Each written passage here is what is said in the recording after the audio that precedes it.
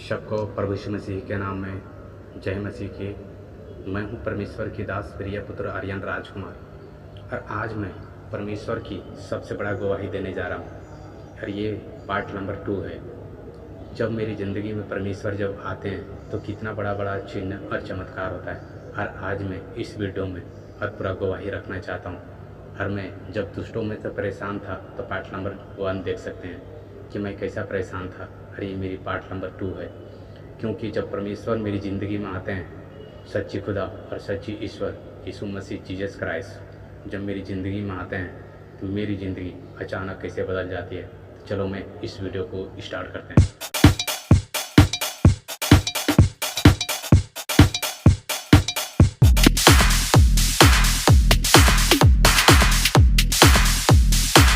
सबको नमस्ते। और मैं गवाही देने जा रहा हूँ सबसे बड़ा चिन्ह और चमत्कार की, जो परमेश्वर हमारे सामने कितना बड़ा बड़ा चिन्ह और चमत्कार रखते हैं। और मैं हर एक भाइयों और बहनों को कहना चाहता हूँ कि परमेश्वर जो दे सकता है और वो चीज़ कोई इंसान, न कोई मनुष्य, कोई जादू, न कोई जादू टोने वाला कोई भी नहीं दे सकता, न कोई मूर्ति पूजा, न कोई भगवान। सिर्फ केवल परमेश्वर इसमें जीसस क्राइस्ट सब चीज़ प्रभु यीशु मसीह ही दे सकता है, स्वर्ग प्रधान पिता परमेश्वर।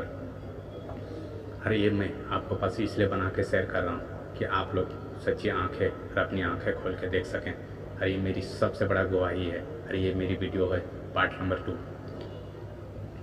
मेरी प्यारी भाइयों, जब मैं संसारिक रूप में था तो जब मेरे 2 बेटी, जब पहली बेटी हुआ था उस टाइम मैं संसारिक में था, संसारिक जीवन जिया करता था। उस टाइम मेरी पहली बेटी हुआ तो उस दिन, अभी मैं लड़की लोग देखेगा तो मेरे को मजाक समझ लेगा कि ऐसा कैसे बता देता है कि नहीं, मेरी सिस्टर लोग हो तो मेरी सिस्टर ये सब चीज़ मैं नॉर्मल से चीज़ सोचता हूँ और नॉर्मल से चीज़ समझता हूँ।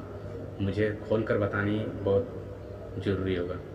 जब मेरी एक लड़की जब पैदा हुआ उस टाइम जो नासिन लोग होते ना, डगरीन लोग, जिसे पहले हम लोग डगरीन बोलते थे उस चीज़ को, तो उन लोग जब आया मेरे घर पे, जब लड़की पैदा हुआ तो उस डगरीन ने मुझे बोला, उस नासिन ने, कि से बेटा से तुम्हें एक बहुत दुखदायक, मतलब दुख की बात है। मैं बोला अच्छा चाची क्या दुख की बात है? मेरे घर में लड़की आए, लक्ष्मी आए, तुम लोगों को पिलाऊंगा, अच्छा से सेवा संस्कार करूंगा, मैं चिंता मत करो। कि नहीं बेटा एक दुख की बात है। मैं बोला क्या दुख की बात है चाची, कि मुझे बताओ। कि नहीं बेटा से मैं तुम्हारी वाइफ का जो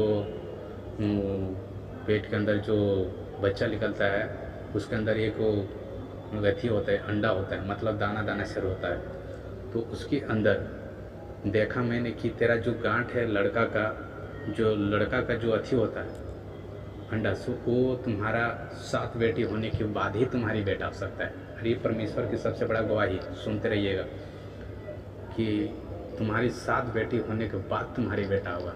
मैं बोला चाची तो गलत है, मैं इतना बड़ा बड़ा धर्मी के काम किया हूँ, इतना बड़ा बड़ा पुण्य के काम किया हूँ, मेरी ऐसे कैसे कर सकता है ऊपर वाला मेरे साथ? मैं आज तक किसी लड़की को, नहीं किसी लड़का को, नहीं किसी के साथ में छल कपट नहीं किया मैंने, नहीं किसी के रुपये चोरी किया है मैंने। मैं शुद्ध शाकाहारी में हूँ। उस टाइम मैं संसारिक जीवन में था, मैं भरोसा नहीं किया। मैं बोला ठीक है चलो जाने दो, ऊपर वाला है, हम देख लेंगे।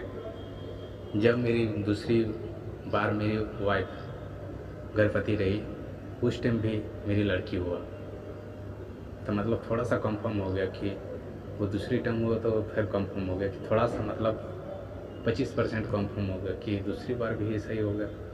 तो थोड़ा सा मन उदास हो गया कि लगता है ऊपर वाला मेरी ज़िंदगी में नहीं है। जब मैं थोड़ा सा उदास समझ लिया, उदास फील करने लगा कि यार एक लड़का एक लड़की हो जाता तो अच्छा फील होता और अच्छा खुशी रहता है मेरे घर के अंदर। इतनी मैं ऑपरेशन करवा देता, वाइफ को बंद करवा देता। तब मैं बोला ऐसा कोई बात नहीं, ऊपर वाला है साथ में, सब चीज़ देंगे। उसके बाद जब तीसरी बार मेरी वाइफ गर्भवती रही, मैं 5 बच्चे के बाप हूँ, 5 बच्चे का।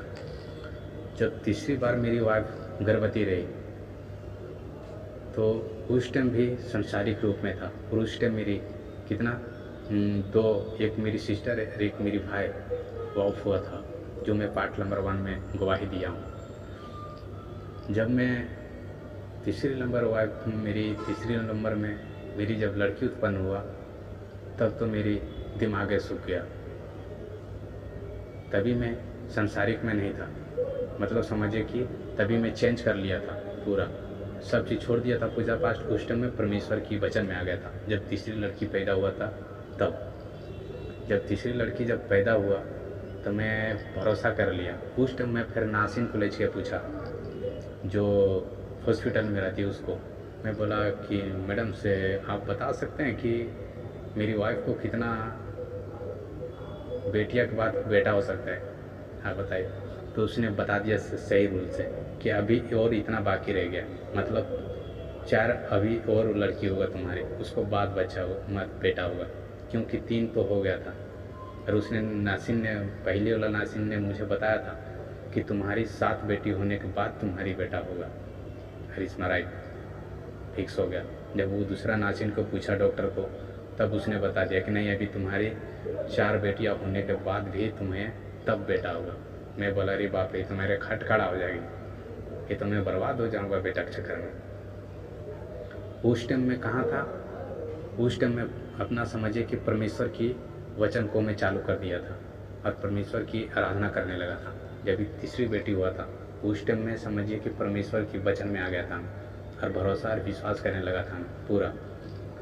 उस टाइम में पूछा था डॉक्टर को, तब मैं मेरे दिल में समझिए कि प्रश्न उठा, मेरा मतलब दिल में ऐसा उठा कि नहीं, कि सब चीज़ में मांगा परमेश्वर से, सब चीज़ दुआ, मतलब मेरी दुआ को बात सुन ली है, अब मैं बेटा ही मांग लेता हूँ। क्यों, कितना बेटियां मैं कहाँ से पालूँगा इतना सारा।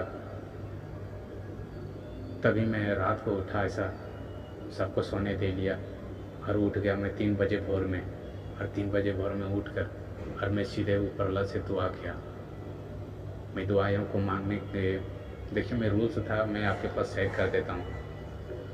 मैं इतना ही बोला कि है स्वर्ग प्रधान पिता परमेश्वर, इसमें जीसस क्राइस्ट, मैं आपकी पुत्रा और पुत्री हूँ।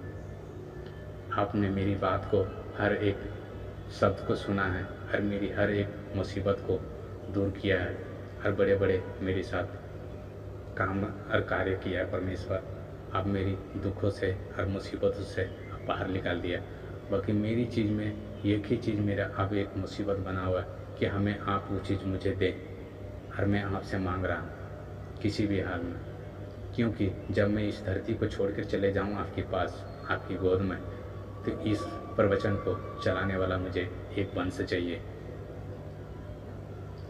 प्यारी और मेरी प्यारी बहनों, आपको भरोसा, इसमें भरोसा नहीं होगा, नहीं आपको विश्वास होगा। जैसे मैंने परमेश्वर से दुआ किया, वैसे ही मेरी बेटी, मतलब मेरी पत्नी गर्भवती रह गई। ऐसे ही 1 हफ्ता के बाद मुझे पता चला कि नहीं से इसकी महीना छूट गया। मैंने ईश्वर से फिर से दुआ किया और तुरंत जैसे उसके महीना छूटा, उसके सवेरे मुझे पता चल गया कि मेरी घर में एक बेटा उत्पन्न हो गया। और उसकी हाथ पाँव बहुत अच्छा, मासूम है और बहुत सब गोरा लड़का है। आप इस स्क्रीन पे देख सकते हो, ये मेरी लड़का है। जब मैं तुरंत सपना देख लिया कि हाँ मेरा घर में उत्पन्न एक बेटा हुआ है और बहुत मस्त है, बहुत चिकना है और बहुत सा उसके पाल पका पका हुआ है, जैसे मतलब जैसा फॉरनर के जैसा। और अभी भी रियली सो ऐसा ही लगता है देखने में, लगता है कि सेम टू सेम फॉरनर ही है। उसको देखिएगा सामने से बोलिएगा कि ये तो चाइना का लड़का है, चीन में लगता पैदा हुआ, नहीं तो अति फॉरनर में, अति अमेरिका में, साउथ अमेरिका में पैदा हुआ, वैसा लगता है। जब मैं प्रभु को मांगा तो मेरा वो चीज़ पूरा कामना किया और मेरे लड़का उत्पन्न हुआ। उसके बाद में एक इतना बड़ा और एक घटना घटी मेरे साथ में। देखिए, जैसे परमेश्वर मेरे जीवन में काम करते हैं, उस तरह से जरा सा यदि गलत करें तो हमारे जीवन में शैतान वो मेरे हर एक विश्वासियों को और हर एक विश्वासियों भाइयों और बहनों को मैं इतना ही कह देना चाहता हूँ, जैसा परमेश्वर हमारे साथ में खड़ा रहता है, वो शैतान तो हमारे पीछे ही भी वो भी होता है कि इसको कभी मौका मिले और ये पाप में गिरे, जो इसको हम गिरा दें। जब मेरा बेटा ऐसे 5, 6, 7 महीना का हुआ तो उसको लेके गए थे हम लोग थोड़ा मार्केट में। किसी ने उसको गोद में लिया था, ऐसे गोद में लिया तो किसी ने उस पर हाथ घुरा दिया ऐसा। वो एक जादू टोना वाली लड़की थी, औरत, बुढ़ी टाइप की थी। उसने हाथ घुराया तो मैं लेके उतरा मार्केट में जैसा। अब जैसे हम लोग अलग अलग हुए सब टेम्पू से उतर कर, तैसे मेरी बेटा को मुंह से पूरा गम ये निकलना चालू हो गया, नाक से मुंह से और टॉयलेट के रास्ता से पूरा गम स्टार्ट हो गया। मैं बोला अरे यार अभी तो इसको अचानक सही लेकर आ रहे थे हम लोग, ऐसा क्या हो गया। घर में गया था सो क्या चीज़ आधार कार्ड बन रहा था, तो आधार कार्ड बनवाने के लिए मैं अंदर घुसा था पंचिंग मारने के लिए, अपडेट करवाने के लिए अपना आधार कार्ड। उस टाइम मैं अंदर चला गया और मेरी वाइफ था से टेम्पू पे इधर बैठा था, तो वो देखा कि पूरा उसको नाक धोक निकल रहा है, मुंह धोक निकल रहा है, वो टॉयलेट के रास्ता से पूरा बाहर हो रहा है, पूरा पानी पानी एकदम पूरा गम। मेरा बेटा पूरा आँख मुँह सब लाल हो गया, पूरा बड़ा बड़ा आँख देखने लगा, ऐसा लग रहा था कि आप तब जान छोड़ देगा ऐसा।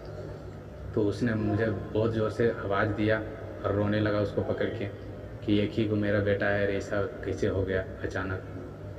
मैं उधर से आया, आप यहाँ पर देखो। मैं उधर से आया, मैं बोला क्या हुआ, बोला कि देखो ऐसा सब हो रहा है इसको। जब मैं खड़ा किया उसको ऐसा पकड़ के तो देखा कि उसको सच में ऐसा डायरेक्ट हो रहा है, तो मैं सीधा ऐसे सिर पर हाथ रखा और जैसे मैं प्रार्थना किया यीशु मसीह के नाम से, जैसे उस प्रार्थना को मैं प्रभु यीशु मसीह के लहू के नाम से तोड़ा, सीधे कहानी खेल खत्म, अचानक बंद।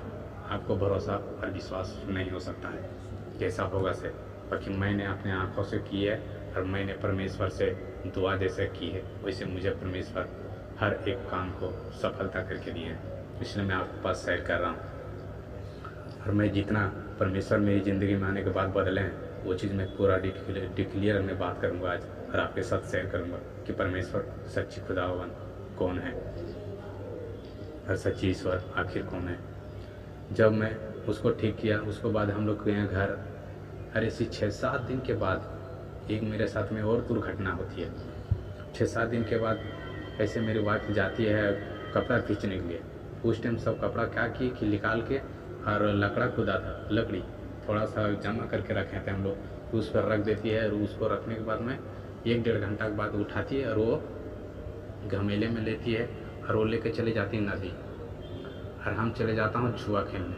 और मेरी बड़ी लड़की था सो अपना छोटा भाई को लेके, मतलब उन लोग चारों के चारों चले जाती है, लड़का भी था सो और बच्चा, तीनों लड़की और एक लड़का और एक मेरी वाइफ, उन लोग सब चले जाते हैं नदी। मैं चले जाता हूँ जुआ खेलने। उस टाइम एक बहुत बड़ा चिन्ह और चमत्कार होता है, सुनते रहिएगा।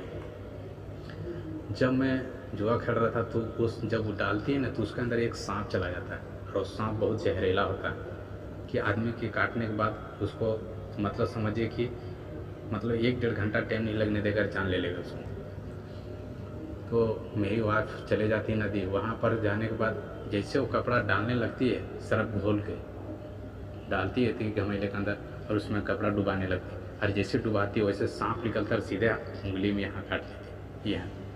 यहाँ पर काटने के बाद पूरा गवा देता है सांप। उसको काटने के बाद वो पूरा जलन होने लगता है और वहाँ पर से सीधे वो भाग कर चले आती है और सांप था सो बाहर निकल जाता है। और सब बच्चे लोग मेरा सब दौड़ कर आते हैं कि मम्मी को सांप काट लिया। और सब वहाँ पर जितना थे कपड़ा धोने वाला सब आते हैं कि सांप काट लिया उसको, उसका वाइफ को सांप काटा। पूरा मेरा घर पे हंगामा, और मैं उधर जुआ खेल रहा हूँ। तो उस टाइम वहाँ पर जुआ पर जहाँ कहाँ खेल रहे थे हम लोग, वहाँ पर बहुत सारे तांत्रिक खेल रहे थे जो सांप और बिच्छू को हर जादू टोना उसका जानते होंगे और मंत्र, उन लोग भी खेल रहे थे। तो सब लोग दौड़ कर आए और मैं भी भाग के आया कि क्या बात है, सब चिल्ला रहे हैं मेरा घर पे। जब वो सब भाग कर आए हैं उसको बाद देखें तो कि सब बोलने लगा कि नहीं से इसको पीड़ बांधना पड़ेगा, जैसे संसारिक जीवन में से, संसारिक रूल्स में से बोले कि नहीं पीड़ बांधना पड़ेगा और पूरा ओझा को बुलाना पड़ेगा, सबको बुलाओ जाती और इसको झाड़ना पड़ेगा तभी इसका बीक झड़ेगा, नहीं तो फिर 1-1.5 घंटा के अंदर मर जाएगा, ऐसा बोला। मैं बोला कुछ नहीं होगा, तुम लोग जाओ यहाँ से, हम लोग को छोड़ दो अकेला, है ऊपर वाला, उसको खाली एक फ़ोन घुराएंगे ठीक हो जाएगा, तो तुम लोग चिंता मत करो, खाली ऊपर वाले के पास कॉल करना है कि पिता मुझे ये चीज़ हो गया है, वो आएंगे और ठीक करके चले जाएंगे। तुम लोग हमको हल्के, मैं इतना ही बोला कि तुम लोग हमको हल्के में मत लो, हम पिता के बाल बच्चा हैं, परमेश्वर की, इसमें जीसस क्राइस्ट। इतना ही बोला। फिर उन लोग सब चला गया। मैं सबको देखिए कि हर कोई को जब जीसस क्राइस्ट के नाम सुनता है, प्रभु यीशु मसीह का, तो हर कोई का दिल में जो संसारीपना रहता है तो उसे दिल में बहुत ज़ोर से झटका लगता है, क्योंकि वो कभी अपनी आँख कभी खोल कर देखे नहीं। इसमें जीसस क्राइस्ट स्वर्ग प्रधान पिता परमेश्वर मेरी प्यारे पिता है कि हर एक चीज़ में मांगा हूँ तो मुझे सॉल्ट करके दिए, और हर एक चीज़ मेरी मनोकामना की है। बस एक ही तमन्ना है मुझे कि स्वर्ग प्रधान पिता परमेश्वर के पास जाके आराधना करना है। जब हम स्वर्ग में जाएं तभी, जब भी सब लोग आते हैं सबको मैं भगा देता हूँ। खाली मेरी वाइफ जाती है उस घर में, मैं उसको बोलता हूँ कि जाओ प्रार्थना करो, घर के अंदर दरवाज़ा बंद करो, तुम प्रार्थना करो, दुआ करो, ठीक हो जाएगा, ख़त्म कहानी। सच में बोलता हूँ कि वो जैसे गई प्रार्थना की, वो अंदर में बैठी और मैं ऊपर स्वर्ग में हाथ उठाया और आँख उठाया, अपनी शकल भी उठाया, और मैं इतना दुआ किया कि हे स्वर्ग प्रधान पिता परमेश्वर, इसमें जीसस क्राइस्ट, मैं आपकी पुत्रा, आपकी पुत्री हूँ और आपकी बेटा हूँ।